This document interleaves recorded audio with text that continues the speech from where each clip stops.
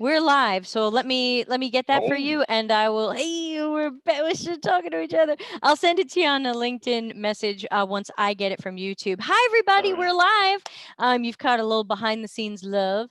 It's me, Debbie Levitt from Delta CX. Thank you for joining us on March 25th, 2020. I am still locked down in Italy, but you know what? We're fine. Don't worry about me. Seriously, we're good. So today we are joined by Oz, and I'm going to let him introduce himself. But this is the first in what I hope will be a series of podcasts that I'm calling Our Customer. So Oz is not a UX expert. He is just a regular guy, albeit a regular genius, if you ask me. And I want to talk to him about what he likes and what he doesn't like about the awful products and services that we fling his way. So while I open up all the chat rooms, Oz, introduce yourself.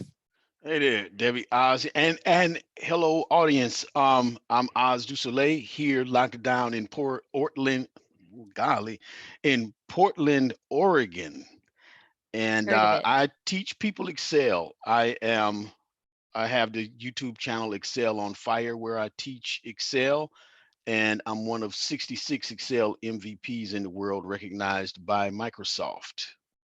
If you guys want to know anything about Excel, or you know someone who does, you want to find Oz and his Excel on Fire universe. So we've Yep. already got 5 people joining Oh, us on okay. LinkedIn. Welcome Yeah, to and we've five. got Yeah. Yeah. we hopefully we'll get some people on YouTube as people get notified that we've Yeah. started. So Yeah. thank you again for joining Oz. And so I wanted to talk to you because you are certainly a consumer of a lot of technology.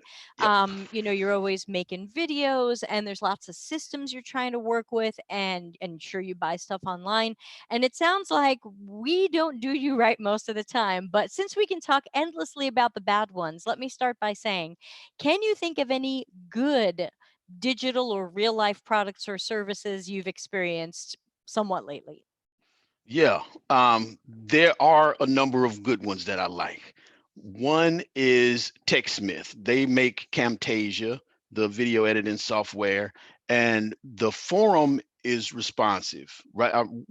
Not responsive as in like mobile, tablet, all that stuff, but response meaning I can post a question and I can get an answer in a reasonable amount of time. But more than that, there's a phone number where some real person will get on the phone within Real an people, I've heard acceptable of them. amount of time. Yes, yes. That is one reason I stick with Camtasia, because I don't want to become my own IT department where something goes wrong with the software and then I got to go all over the internet and find outdated instructions, outdated solutions. No, I can try the forum, I can submit a ticket, or I can call up and get a real person on the phone. So that's why I like TechSmith. And I remember the time you had trouble with a codec and you were like, hey, you know what? Maybe it should just stay broken. Yeah, I don't yeah, want to keep download. I don't want to be patching your software. I remember right. when you was Yeah, last year, maybe. yeah. Well, it was just a few months ago where I was having all kind of problems with some websites where I would go there and try to play a video and then I'd get some error message. And then I spend some time looking around trying to figure it out, find outdated instructions on how to do it, or it might be something that's computer specific and it worked on somebody else's computer and now they've got this minute and a half solution video on YouTube, but it didn't work for anybody else. So yeah, I And have and you gotten know, to a place, yeah, whenever where they think, say it yeah, worked for me, it's like, well, I've got some fingers for that. I don't care if it worked for you. yeah, yeah, yeah.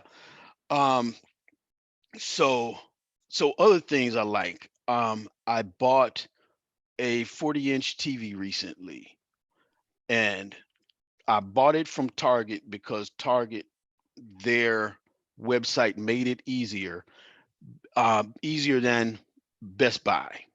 And you're talking about buying it online. Yeah, yeah, because I can't go into the store. No, that's true. Stay home, Yeah, Oz. yeah, gotta stay home. So here's the situation is right now I'm looking at you all on a 30-inch monitor. And next to me as my secondary monitor is a 40-inch. So I wanted something that's like 39 to 43 inches. Target has boxes that I can tick for those sizes. Okay. Best Buy gives me some ranges, and it's a range of like 32 to 41, then 42 to 50. So you'd have to check two ranges for what you were looking for.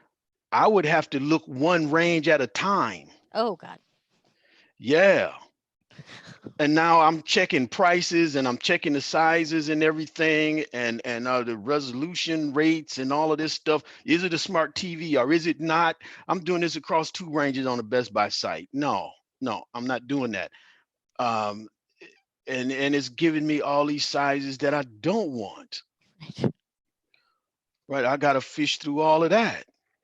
So when I went to the Target site and it was so much easier to navigate, I bought the TV and got it over with. And that was another thing too, is getting to a place of I have checked all these websites and they're so hard to deal with. Even Amazon, they can give sometimes too many choices, um, or not allow me to filter out the things that I want to filter out. Um, and after I've spent so much time, it's just time to buy something, God damn it, so I can move on with my life. Right. Target, boom, take my money. Now I'm just waiting for the TV to show up. And when do you think it will show up? Huh? When do you think it will show up? Friday, I believe. Okay. Yeah, You have to yeah. keep us posted on that. See if I, they I kept their w- promise. yes, yes, yes. Um, I bought some stuff from B&H Video. Mm-hmm. You familiar with them? Absolutely. Yep, yep, yep. So, easy website to deal with, and I can call and get somebody knowledgeable on the phone. Right.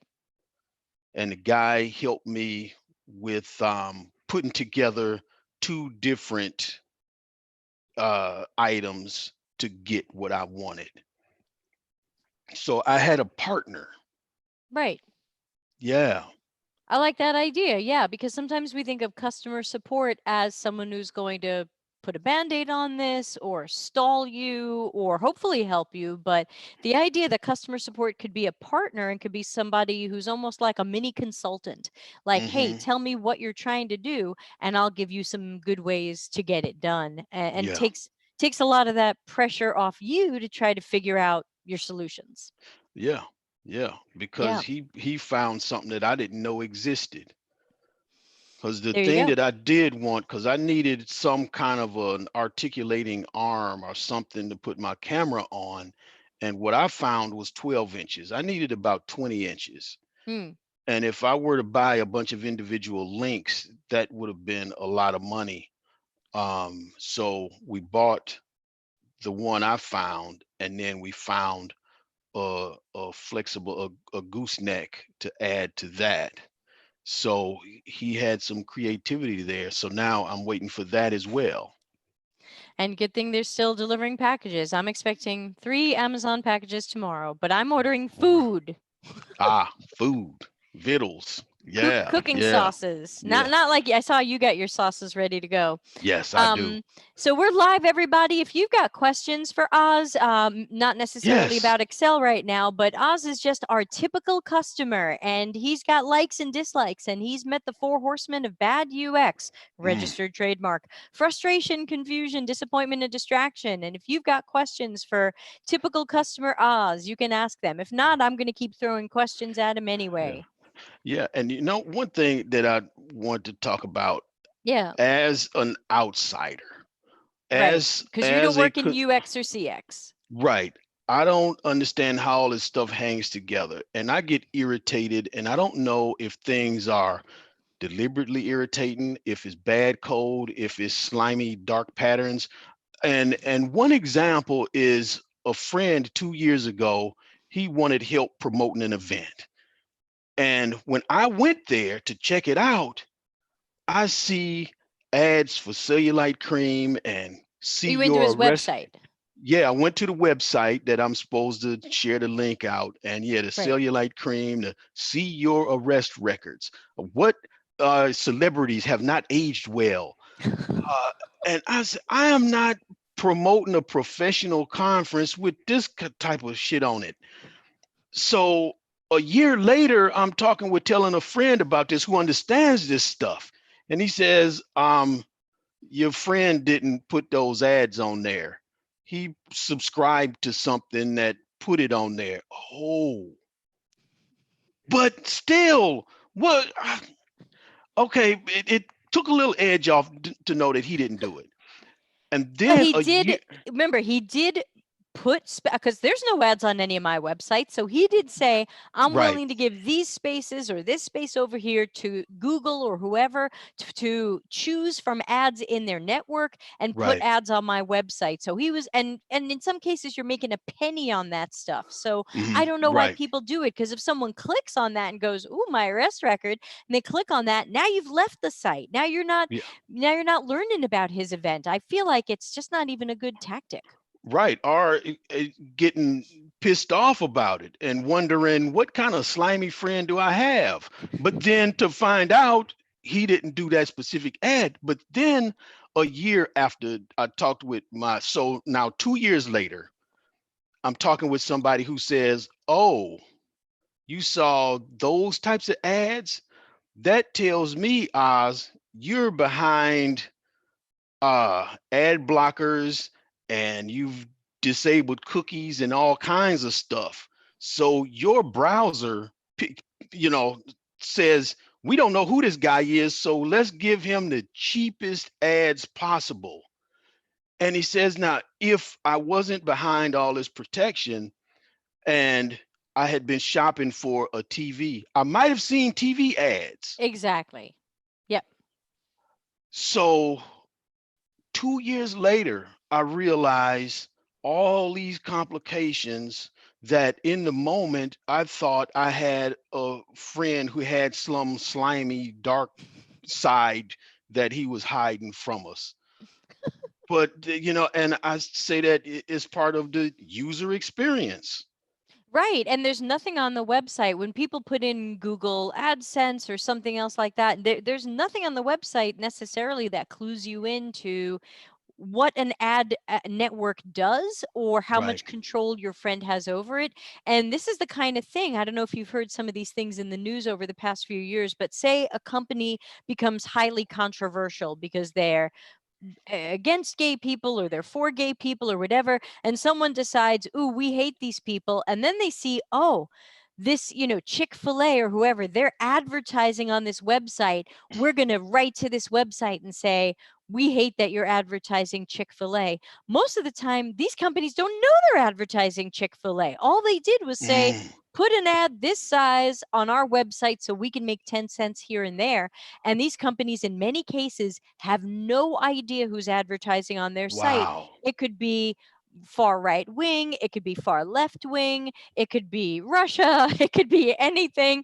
It could be cellulite cream, it could be erectile dysfunction. I mean, you have these companies in some cases have no idea. There are some controls that will say, like, "Oh, don't advertise these type of products or this company." But other than that, a lot of companies don't take the time to go in and fine tune that. So you go to a website and you're like, "What?" And you're outraged. And you're like, "How Hmm. dare this company show this to me?" That company might not know it's there. Right, right. And it took me a long time to realize how that works. Yeah, Yeah, it's not exactly a dark pattern, but it's certainly not clear to you. right. So thinking about some of the other things that go wrong, do you what kind of phone do you have?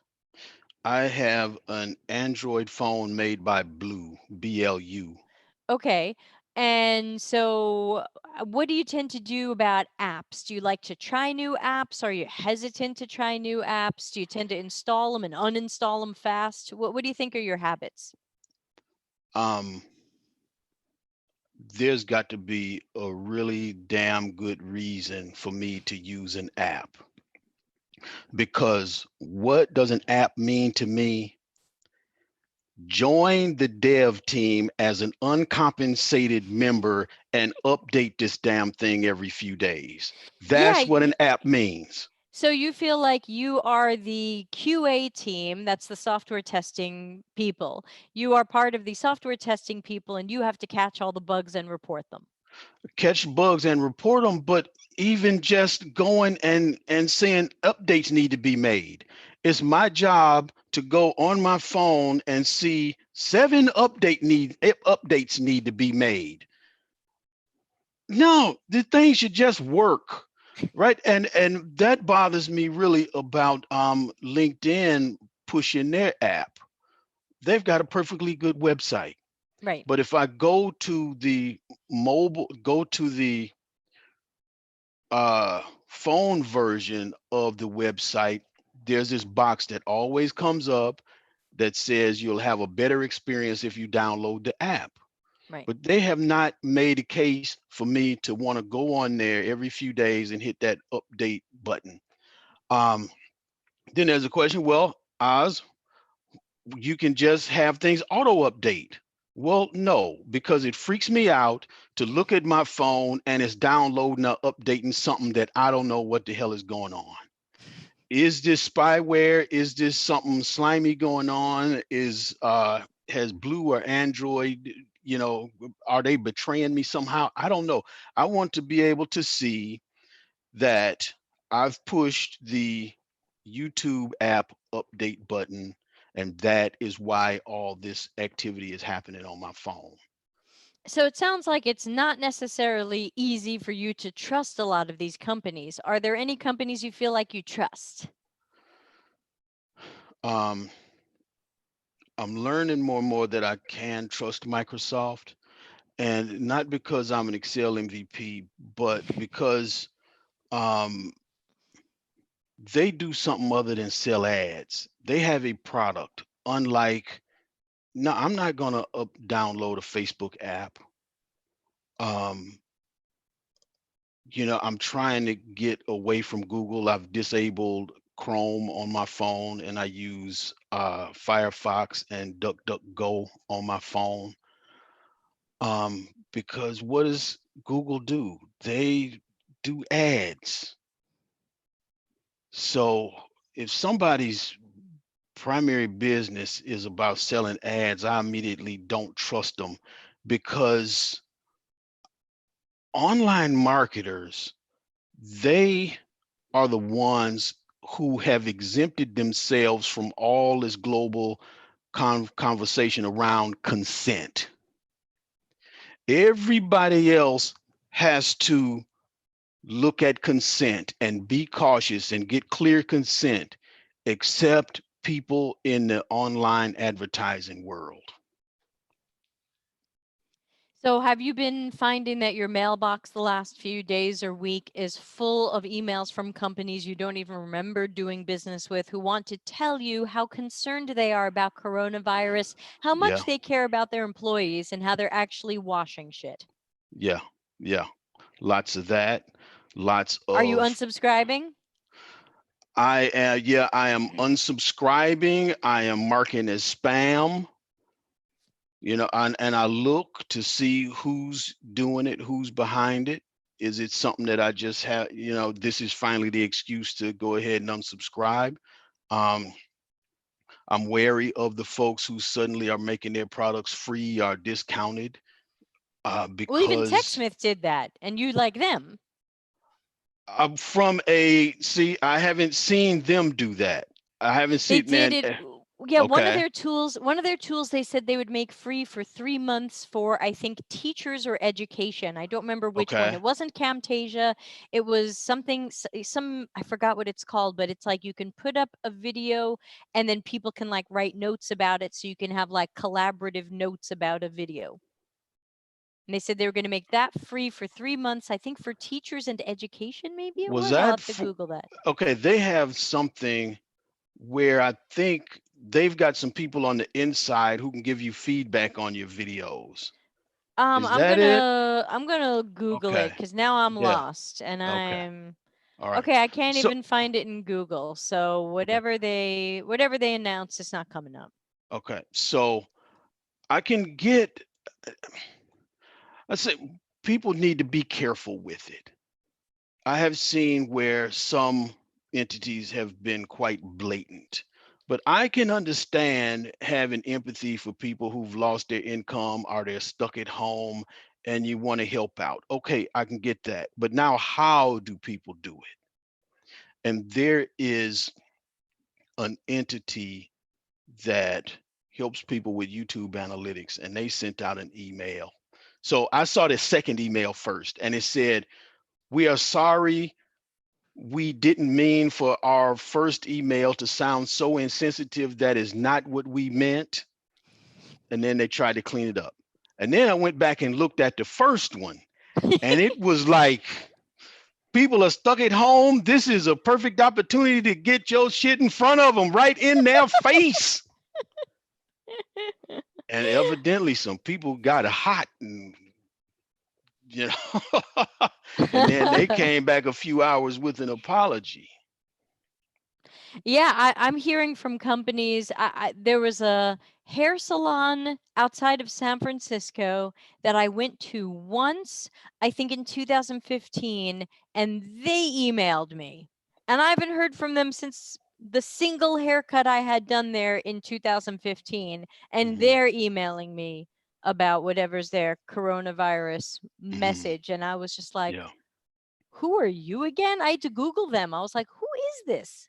yeah, yeah. It makes you wonder: is it okay to not say anything, just stay out of it, and wait, or jump on the bandwagon and say, everybody else has a corona message, we need ours. I think that's accidentally happening. I follow a guy on LinkedIn named Augie Ray, and he's a huge, famous customer experience guy. And he wrote a great article basically saying, like, now is not the time for virtue signaling Virtue because signaling. ultimately that is not going to be the right marketing move for you. And he said, only email something out to people if it's actionable, like something they need to do, and if it's something different than other companies are saying, and if it's something that's fresh for you to say. So, like, example, it doesn't make sense for all these hotels to be writing to me saying, we're cleaning. Well, I Hmm. expected you to clean. Hmm. That's Hmm. not news. That's not supposed to be news. You're supposed to be cleaning. Right, right. So I know that you often have many thoughts and opinions on AI. Mm. AI, is it helping us or is it hurting us, Oz? And that depends, and that is what I want to hear more about in the conversation around AI is that depends. And I posted a video that Chris Penn posted recently, or today he posted it, where somebody asked him about, can AI understand word problems? And I appreciated that he spent more time on the context than about the technology. So let me answer your question this way. When I go into PowerPoint and want to remove the background from an image, that's AI or machine learning. Very helpful. Saves me a whole lot of time, or I got to decide if it's important enough for me to pay somebody to remove a background from an image. So, excuse me, um, I appreciate that type of AI.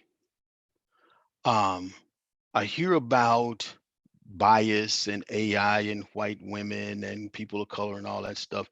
And I feel like that's cart before the horse, because there are some basic things that AI gets wrong, where it is.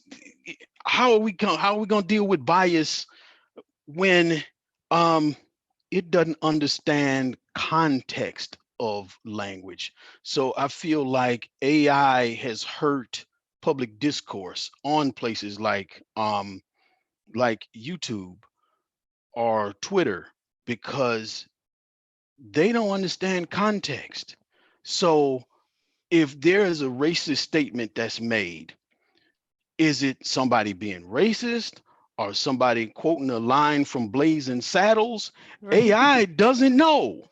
Right. And so, because of the scale and everything, and somebody's got to make a decision, they err on the side of being extra restrictive. So, we don't care if you're trying to make a valid point or if you're being nasty. We don't care. Just the words were used is gone. So, how can we talk about things? And I find that even with all the face recognition stuff, that's lacking context too. Because if I do this, Hmm. well, what is that? Somebody's going to go, oh, she might, she's surprised, or she's disgusted, or she smelled something bad. Like there's like 27 faces, 27 things that face could be, but you would have to know the context to know why I made that face. And Yeah, when some of these things that I see where it's like, well, we're going to read a face and determine its emotion, and I go, I know people who can't do that. Like, really? The right. computer's going to do that? That's lacking a lot of context because I might make a stupid face. Yeah, What does yeah, that mean? And for people right, listening later, I'm making stupid faces. You have to go right. back to the YouTube. And that's one thing I liked about Chris's video where he talked about 70% to 95% accuracy with just understanding sentiment. Like 70%, yeah, you got That to think fails in about most cases. right, That's a right, failing right. grade. Yeah, that's failing, but then you got to look at the context. Um, Maybe 70% is fine because the stakes are so low. Such as, like, when is that true? So like I've played with fuzzy matching in Excel, and if you get down to like 15% matches, it starts matching up crazy stuff. Now, if I'm sending out a $1 coupon for soup and some people aren't going to get it and some people are going to get four, then that might not be so bad. But if I'm dealing with termination warning letters or warning people about their YouTube channel, if you do this again, we're going to take your channel down and the 500,000 subscribers you have built, too bad. Um, and then I understand that mistakes will be made, but there isn't enough talk about compensating the losers. Right. We do make mistakes, but the response can't be, well, we have a 70% success rate and we're working to do better. Okay, Or there's our lawyers wrote into some fine print that, hey, this may not be perfect, but you agree to it anyway. right, right, right. Hey, just a So, reminder that we're live, everybody. If you're joining us on YouTube, we got a couple of people there, some LinkedIn people dropping in, mhm, dropping out. Hi, mhm, LinkedIn people. LinkedIn people, please subscribe on YouTube at deltacx.tv. The stream is much better over there, and there's less of a delay. So please join us on YouTube. It's always better. Oz and I talk like this all the time. This is like you're watching one of our private calls right now. But if you have any questions you want to ask him yes. as the typical or non-typical customer of the disastrous stuff that our companies release to people like him, then feel free to ask. We've just got a few people watching live today. I've noticed some of the since all the lockdowns, I'm seeing fewer live people watching, Mm, and so I don't know if people would rather watch later. I don't know what they're very busy doing, but I think it's really shifted because people used to watch this when they were having a lunch break, or mm. having their morning coffee at work, and now you're at your same old desk with your kids screaming in the background. Ah, A little different, a little different. I don't know what time's going to be the right time, but these are always available on the YouTube archive for people who like to watch later. Plus, I send out the audio on iTunes, Spotify, and Google Play. So dial it up on your preferred podcast listening device. Oz, back to you. So, what are some other things that get released? Websites, apps, systems, software, where you had to say, like, who the F built this and did anyone care? Do you ever have that feeling like, wow, no, I'm paying for this and nobody cared? um, I'm sure, but what you triggered for me is this world of release it and fix it um, in real life. Maybe we'll fix it So later. maybe we'll fix it. I subscribed to a calendar that was supposed to make making appointments easier. And there was some basic things that I wanted, and I could see other people had posted that they wanted. And then the response from the company was always something like, we're aware of that and it's on our radar, and we've got to fix bugs before we can get to new features. Or, we're working on higher priorities. We always got to hear about their priority. Hmm. What about us? Right. When Yeah, you're well, asking for that stuff, and did you ever wonder where did all these bugs come from that these companies are so busy fixing? I haven't wondered that specifically. I just get frustrated that why am I this uncompensated member of this beta test team? Why do I have to put up this? I and my customers and clients and friends. And, something that I thought was supposed to work fairly seamlessly. And then somebody tries to make an appointment, then they're emailing me back, and say this app was supposed to eliminate all this emailing back and forth. Right. But Supposed to make it easier. yeah, yeah. We've got a So comment in the chat okay, room okay. quickly. Anna says, I have worked on projects where the sites were created by engineers that made sense to them, but not the everyday person. The management were a bit old school, and I got frustrated going through it, meaning her. She says she can only imagine your frustration if she was Mm, frustrated going through it and she's working on the project. wow. People like me and Anna, we work on these things and sometimes Hmm. they are out of our control. So you're thinking, oh, somewhere at this company there's a Debbie and she must be bad at her job or a bit of a jerk because look at this crap I have to deal with. And I'm thinking the same thing, working the job. Hmm. I'm thinking, I can't believe they're not giving me more time to make something better for all the Oz's out there. Yeah. And the odds sitting out here before so one thought I had was there's all these smart people in a room, and there's the big chief twirling a mustache. You know, we should screw them over by putting something in the shopping cart that they didn't ask for. Or, oh, we should make them take 5 steps to figure out how much shipping is going to cost. Yeah. Right, because our shipping prices are high and we don't want to show them Right, that too right. soon. And then everybody else is all these lackeys saying, yeah, boss, that'll get them. Yeah.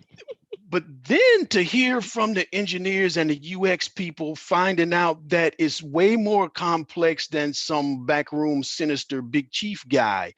It can be the engineers who do know better, who say, all right, in order to put the shipping in here, and you're getting this requirement to us at the last minute, we're going to have to stick it on the end to meet next week's requirements. But it would be better if we could have a month to put it in the right place. And then somebody else says, no, we're not doing that. We're meeting the deadline come hell or high water. And the engineer says, oh, okay, I don't like this.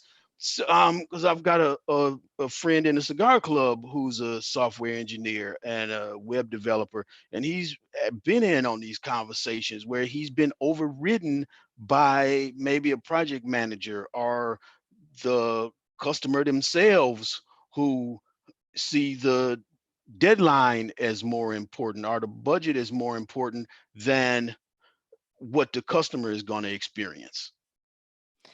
Right. And as we were saying just before this started, that somehow the companies are always like, yeah, our customers are idiots. But then magically, they're also idiots who are just going to figure it out. Yeah. They just release it, they'll figure it out.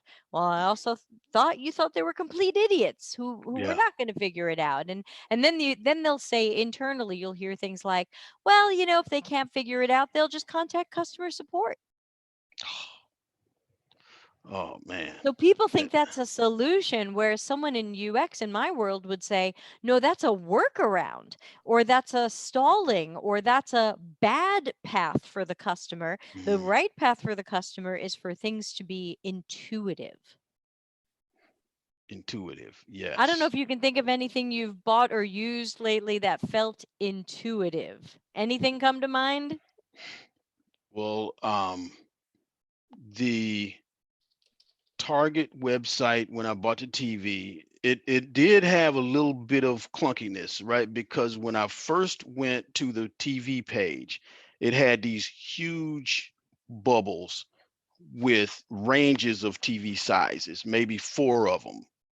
And then there was a smaller link that said all TVs. So I had to look because no, I didn't want to look at the 55 to 70 inch. No, but then when I saw all TVs, then I go to the next page that had the individual buttons where I could click the exact TV sizes that I wanted. Whereas Best Buy, I had to dig and dig and dig several pages of clunky filtering menu. It was nuts. I want to Uh, ask you, speaking of Best Buy and Target, a yeah. lot of these websites really try to highlight customer reviews. hmm This one got 4.3 stars, this one got 4.7 stars. hmm Do you feel like you can trust those reviews? I am very wary. I will just kind of scan. Like one TV, it had over 700 views, and I will just look.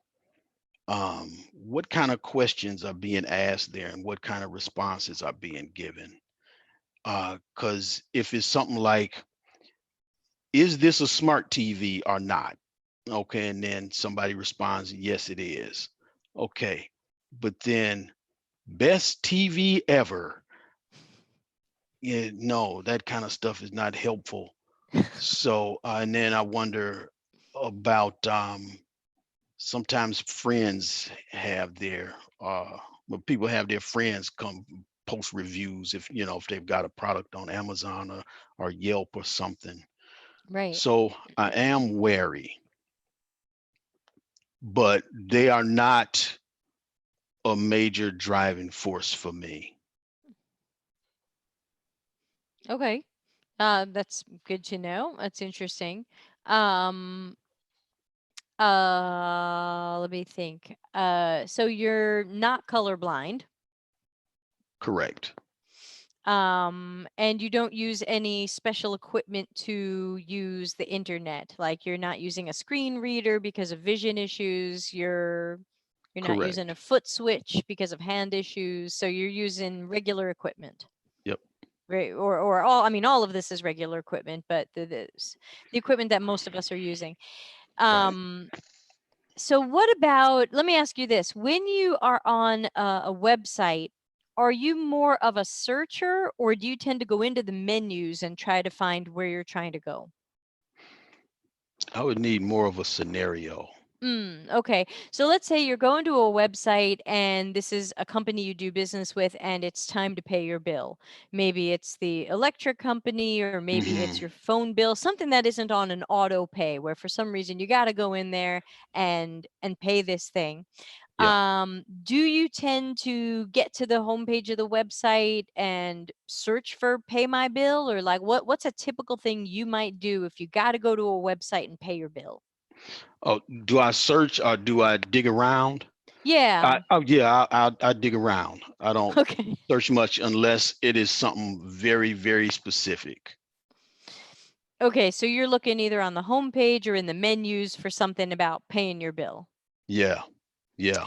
And you probably can't think of an example now, but do you feel like there might be an example buried in your brain somewhere where you could not find how to pay your bill? Um, I can think of times where I felt like it was too hard to give somebody my money. Hmm. Um, Kiwi.com is one. I use kiwi.com. Okay, tell me I more. hate I hate those people because when there is something that's not clean, need a question, something's not clear, I've got to go to Twitter, a Twitter DM to sort it out. Um, I stopped and then buying from them. from Kiwi, Yeah, I use them to search and then I buy somewhere else. okay, but I have had transactions with them and it is awful. That's why I stopped. I've had Yeah, transactions with them too. And then I was like, oh, I got to stop doing this to myself. yeah. Um, there was something that went on with Comcast for over a month. Um, it turned into I wanted to get certain channels, but then I had an old box and I had to either wait several days for an appointment for somebody to bring me a box or I can go to the store and get a box. So I put on my shoes and I went and got the box and I come back and these people on Twitter direct message are giving me all these examples and they're saying, do I have permission to send a reset signal? We've done this 5 times. Right. It has not worked. And it was a situation where I was trying to upgrade and give them money. Right. And it went on for over a month. And then I'm really in this place of, can I just not live with this? Can I just turn all this stuff off and get this headache out of my life? Right. Um, there are certain news websites where I go and the video that showed up in the Google search or the DuckDuckGo search is not the one I wind up at when I get to the site. Oh, And then the video starts playing, right? it automatically plays. Yeah. And then when I start scrolling down, then the video comes out and it sits down in the corner of the screen and it's still playing. I've seen And those. then I've got to figure out where that thing is and where is the off button. And that's sometimes hidden, which would be a dark pattern. Yeah, and I just leave Yeah. because I got to figure out, do I want to deal with this? Is whatever I'm looking at important enough to put up with this? And a lot of times the answer is no. Yeah, and it's probably similar, or you tell me, when you get to a website and they say, oh, I'm sorry, you can't read this unless you pay for our subscription, our membership. Right. How many times Or did you then go and pay for a membership? not with that, not that way. Not when they approach me that way. And it has me think about this is a relationship. You want to roll up on me like that? No, no. Um, but you had me think about something else. Oh, sorry. Um, so it was these videos. The video's auto eh, playing, Yeah. and the dark pattern of not being able to find the button to stop them. Right. But there was something else that came to mind. Sorry. But I'll tell you if it comes back. It's all right. Okay, sorry. Yeah. I get so excited and I interrupt Yeah. people. No Sorry. problem. No problem. No, it was something that popped up, but it's all right. So we're always colliding on LinkedIn. Oh, the Oh, websites that for whatever reason have removed the volume button. oh no. I've got to go and adjust my speakers. Um, NPR does this. And I emailed them a couple of years ago when I started seeing this kind of stuff. How hard is it to put a volume button on here? And it's got to be either on or off, or I got to adjust with my speakers. So I don't know if that's deliberate or if that's some kind of cost saving decision. I don't know what's behind that. I don't know how not letting people adjust their volume significantly saves a company money. It, yeah. A lot It's of times these video players are made by somebody else and the company just integrates them. Very few companies are building their own video player from scratch. okay. Okay. So they're integrating somebody else's player, so it doesn't make sense to block Wow. the volume control or things like that. But see, there's another thing too, and I wonder how much you deal with this is the marketing. Um, because I can remember a time when having a website just scroll and scroll and scroll. It was called a shit stack because it was all this shit stacked up. But then marketers realize that it can keep people engaged.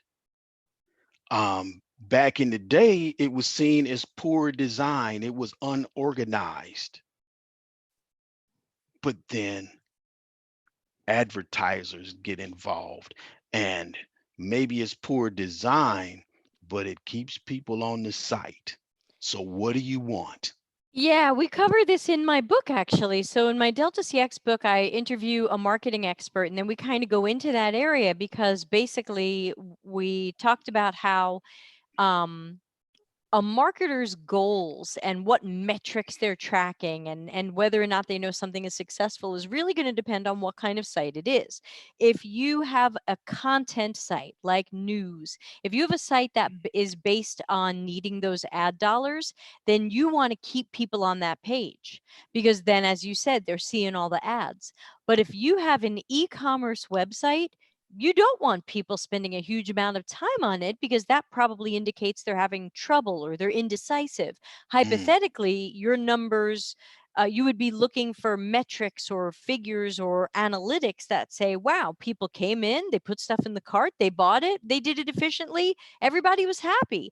You don't win points on an e-commerce site for, ooh, Oz stayed on our site for 15 minutes. Well, then he was probably having trouble. okay. So it really depends on the type of site that you've got, and that will determine what you're shooting for. Because obviously, if you make money when you sell things, then you should be architecting Okay. and designing for how fast and efficiently and accurately can we get people finding what they need, putting it in the cart, checking out. But if you've got blog posts and news and some of this other stuff where you're making money from people seeing ads, or even Instagram, making money Right. from people flipping through and seeing ads, then in that case, people want the engagement. They want you sticking around. And in fact, they want the dark patterns sometimes of you getting lost. Like, I can't even tell how far back I've read, and I see this before, and Uh-huh. why am I seeing a friend's post from 2 weeks ago when I know he's posting today? And they mess with all this stuff to keep you there. Wow. And one thing that I heard from a marketer recently, they talk about evergreen, okay? And then I noticed this site they posted something and it was interesting. And I went and read it and I'm getting ready to comment. And then I noticed that the comment on the top was 7 years ago. Wait a minute. Wait a Ooh. minute. They're recycling blog posts. They didn't post it like here's a blast from the past, something that's still relevant that we need to stay reminded of. Okay, that's one thing. But to maybe update a little language in the original blog post and then push that out today, but then the comment is from first comments are from 7 years ago. Now that's two things for me. One, that feels slimy. And then two, um, if it is provocative and I want to leave a comment, I feel like the chances are low that they're going to reply to my comment. And I'm Right. not going to piss away my time reading a comment or making a comment. And then it made me skeptical after three or four of those. Then I stopped clicking because I We've don't know got if some it's questions for you. okay, cool. Okay, so I'm going to ask you the easy question first, then I'm going to ask you the long question. So here's the short question. Um, what is your perception of companies that are not emailing out a coronavirus message? As a consumer, do you expect to hear from companies you're doing business with to say something about the pandemic? For me, no. If they've not said anything like let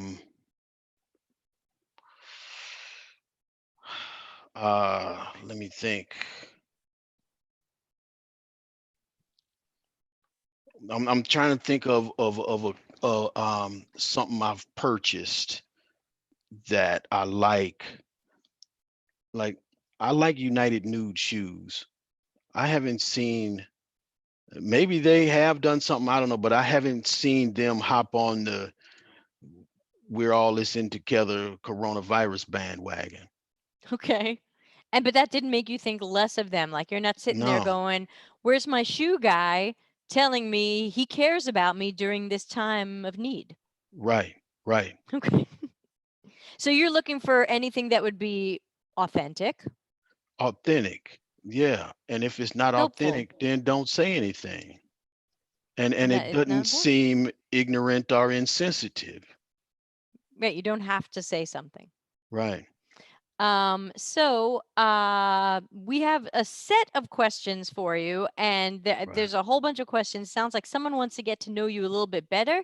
So first there's like 4 or 5 questions here. So I'm Mm, gonna hit you with wow. all of them. First Okay, cool. question is, how would you define what age group you're in? That's an interesting question, right? Because there is my Because you're real timeless. right, because there is my actual age, and then there is when I'm going on some online forum, filling out an online form, I want to get a sense of what is our relationship here. If I'm buying a TV, I might select, and they send me a survey, right? And I might select, I prefer not to answer, or I'll deliberately put in a lie. Ooh, Because I'm slimy. yeah, I'm all about that. Because one thing is, I just want to buy the damn TV. Hey, marketers, guess what? People are lying on your surveys. Yes, yes, and I as a data person, I've helped people, and I've seen that I'm not alone. I helped a real estate agent clean up some data.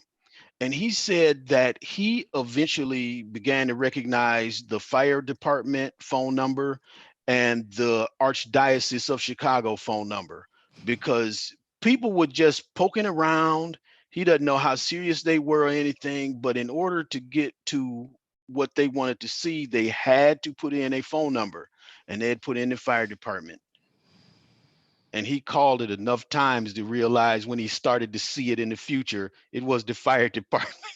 Now that's a little slimy. I put in 5551212. Right, right. Yeah, yeah. And but it's like, what do these marketers do with evidence that we don't want this? Or do they just say, well, the list is 67% trustworthy and that's all we're going to get? And they don't care about these other people who've said, look, stop fucking with me. I want to buy a TV and you got a survey. And And are you a what? protected veteran? Right. Am I a veteran? My education status, all this stuff. I want to know why. Right. If it's an intake form for a dental office, I feel more obligated to be truthful. But I'm one who Yeah, I've heard it is called like adversarial training in the AI world. Yeah. Use this guy as your data set of bullshit. Yes, yes, exactly. Oh, and I helped somebody clean up some marketing data because he had a form and every field was required, Hate that. even birthday field. Oh God. And there were a whole lot of people born in 1911 and 1922. Yeah, I was gonna say January 1, 1901. just they just hit ones or twos, and then that calls into questions the dates that look like they could be legitimate. Right. Were you really How, born 3, 4, 5, 6? or you could put in something like June 3rd of 1993. Is that right? We don't know. There were enough people who put in stuff that was obviously fake. Now, how much stuff in there is not obviously fake? Right. Right. If my birthday's February and I don't want to tell you that, and I put in January, you don't know. Right, right, right.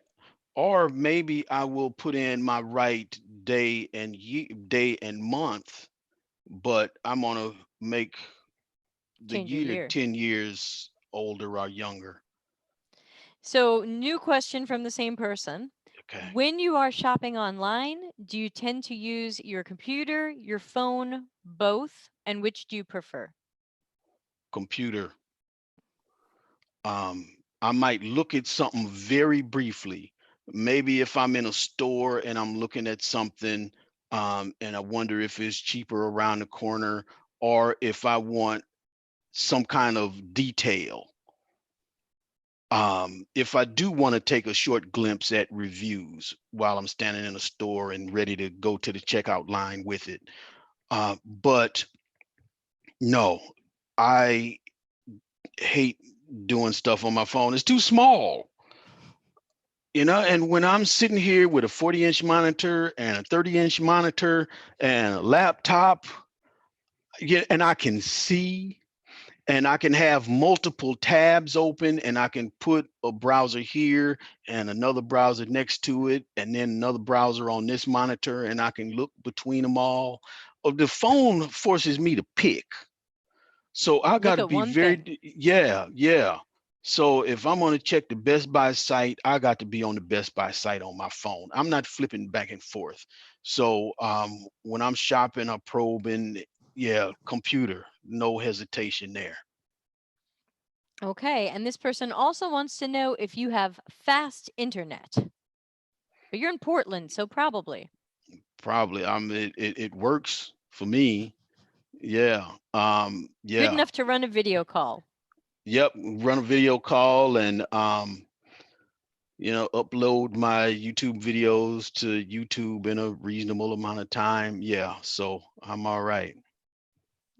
You are. All right. Well, we're technically out of time, so I would say give everybody your last words on this topic and remind everybody where they can find you and subscribe to you. Okay, well, so here's something that why I work with data and teach people Excel is because I care about the people. And when I worked in customer service, yeah, maybe 80% of people were happy.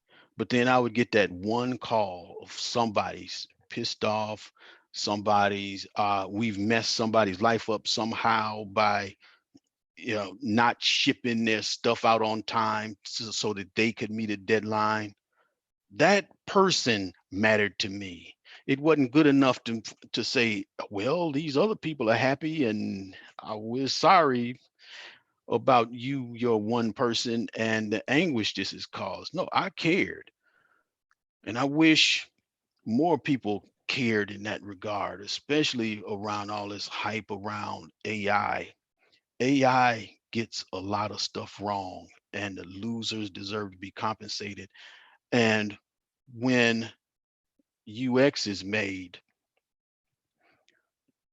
yeah, there is good enough, but then there is anguish. They're just not outliers, just numbers and stats. There's anguish somewhere that needs to be acknowledged and dealt with. So please think about that kind of stuff. Well, I Right? couldn't agree more. Yeah, Please, yeah, everybody, stop being so selfish. yeah, yeah, Not to you, yeah, to the yeah, companies. yeah. And Uh, so, and you can find me at Excel on Fire. yes, that's the name of your YouTube channel. Yep, Okay, and they can follow you on LinkedIn too, because yep, sometimes you post. yep. Okay, good. Everyone do it. And I'm going to spell your name just for the people who aren't looking so they can hear it and they can find you on LinkedIn. So Oz is OZ, and your last name is DU space SOLEIL, right? Yep, Okay, correct. got it. Okay, so people not looking at us, you now can find Oz and his Excel on Fire. And we're going to wrap up, but we've got lots of great podcasts coming March and into April. Check deltacx.com, go to events and go to live stream podcasts, and the Google Calendar will tell you when everything is coming. Oz, thank you for being our first victim on Thank the you. Our Customer podcast. This And was nice. thank you. And hopefully, we'll see you again for some other topic. And with that, I'm going to count down and stop the stream.